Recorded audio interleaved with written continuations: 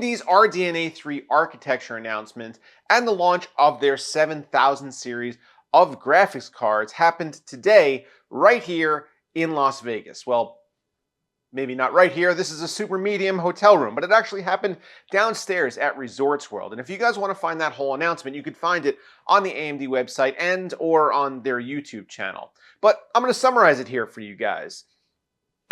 There was a lot of subtle and not so subtle jabs at NVIDIA, actually. They talked about the wattage of the cards. They talked about the size of the cards. They talked about how NVIDIA locks you into an experience. And yeah, they talked about the power connector.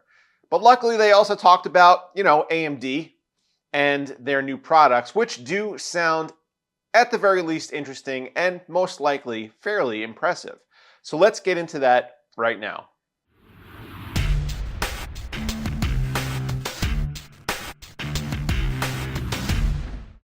We're going to kick NVIDIA's f***ing ass.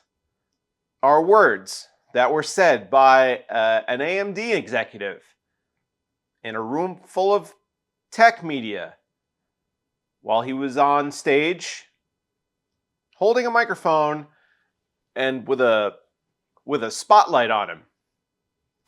So there's that. Now, this press conference was certainly interesting. AMD made a lot of very encouraging statements supported by some information on what they've been working on behind the scenes with RDNA 3.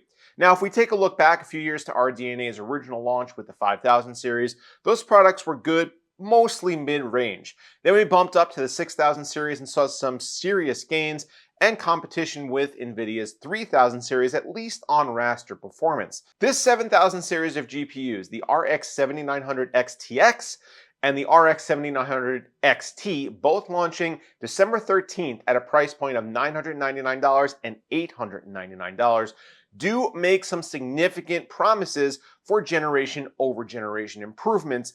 And it has yet to be seen exactly how it's going to compare to what NVIDIA just launched with the 4000 series, but the numbers do look good. For those of you just interested in the actual specs of the GPUs themselves, I want to run them down really quickly for you, get them out of the way before we do a little bit more of a deep dive into the actual architecture.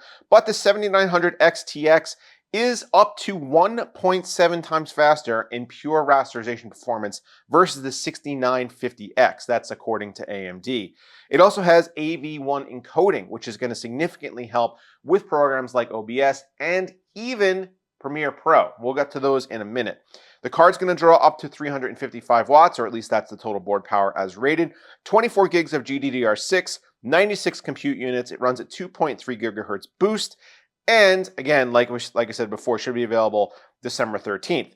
The 7900 XT, 300 watts total board power, 84 compute units, 2 gigahertz clock speed, and 20 gigs of GDDR6 for $100 less than the XTX version. Now, AMD did make it very clear at the beginning of the presentation that one of the things that they were prioritizing with this generation, with the move to a chiplet design on the GPU, was actually power efficiency, so performance per watt. The die itself is actually no longer going to be monolithic. You're going to have a 5 nanometer graphics compute die, which is going to handle things like shaders and the display engine, and then you're going to have 6 nanometer memory cache dies, which have the memory controllers and the cache in them. There's going to be 61 total teraflops of compute performance here on the XTX version of the 7900 XT, with 5.3 terabytes per second of bandwidth over the interconnect. Now, why is that important? The interconnect is what allows the chiplets to talk to each other. And it's the same thing that we've been seeing with the Ryzen series of desktop processors, which also use a chiplet design. Now, tying back to their claims of improved efficiency, AMD is claiming a 54% generational performance uplift per watt over the 6950 XT. An interesting thing that AMD has chosen to do with the design of this GPU architecture is actually decouple their clocks. Now, let me explain what that means. They're going to have 2 separate clock speeds.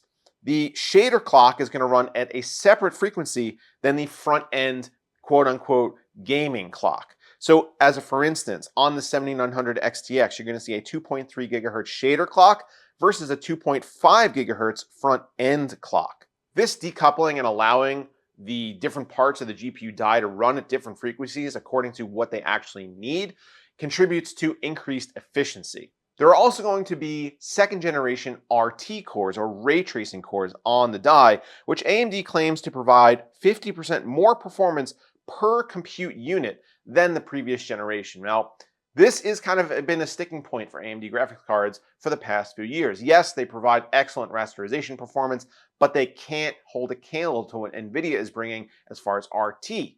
Now, with more titles implementing ray tracing features, it's becoming more important that your graphics solution can actually handle those tasks. Well, AMD is claiming that this generation of cards should be up to it with that performance uplift. Also, one extremely important inclusion on these cards is going to be on their I/O.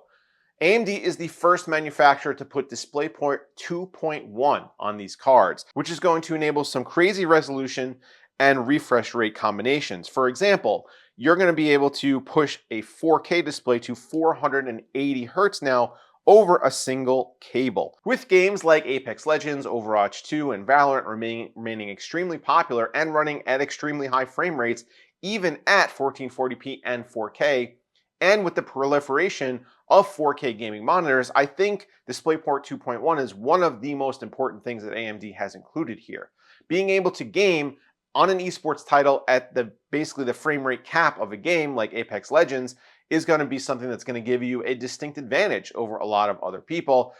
Even if they have the hardware to push those frame rates, they might not be able to actually get that on their display just due to the connection between the monitor and the PC. Now, speaking of monitors, we're going to see a bunch of DisplayPort 2.1 monitors coming very soon. 2023 is when they are supposed to launch, with the first one being Samsung's Odyssey Neo G9. One of the things that's always disappointed me about AMD GPUs is not necessarily their gaming performance, but their performance in other tasks which are extremely important to me and my workflow, namely OBS and Premiere Pro. We're hopefully going to get a little bit more information on this later, but AMD has been working specifically with OBS to improve performance on new versions of the software, which should be released in the next month or two. They're going to add AV1 encoding using the RDNA 3 media engine, which should allow better resolution and crisper images at the same bit rates. Additionally, AMD claims up to a 7x faster performance in 8K media transcoding, which again, if you're working with large video files, is extremely important. And getting to Premiere Pro, AMD is introducing something called Smart Access Video. It's going to work with select applications, including Adobe Premiere, when pairing Ryzen 7000 series CPUs with RX 7000 series GPUs. So this is something that I'm definitely going to be testing because, again, one of the biggest shortfalls with AMD graphics cards has been that they're not great in productivity software, at least the ones that I use. For the longest time, I've kind of questioned why AMD hasn't worked with Adobe or OBS or any of the other companies to improve their encoding or their workflow in Premiere or their transcoding or any of that other kind of work that I do all the time. That seems to be a market that AMD's kind of ignored for a long time, but now it seems like they've reshifted their focus and they understand that a lot of people are not just gaming anymore. They're gaming and streaming, or gaming and recording, or they're gaming and shooting stupid YouTube videos like I do. Now, over the past 3 years through their Adrenalin software, AMD has introduced a number of small tweaks that are aimed at improving your gaming experience, things like anti-lag and chill that, I'll be honest with you, I've never used, and I don't think I know anybody that has actually ever used that stuff. And AMD kind of acknowledges that it's a lot of little improvements that really don't add up to a whole lot, and most gamers can't really be bothered with it. They just want to hop on and game.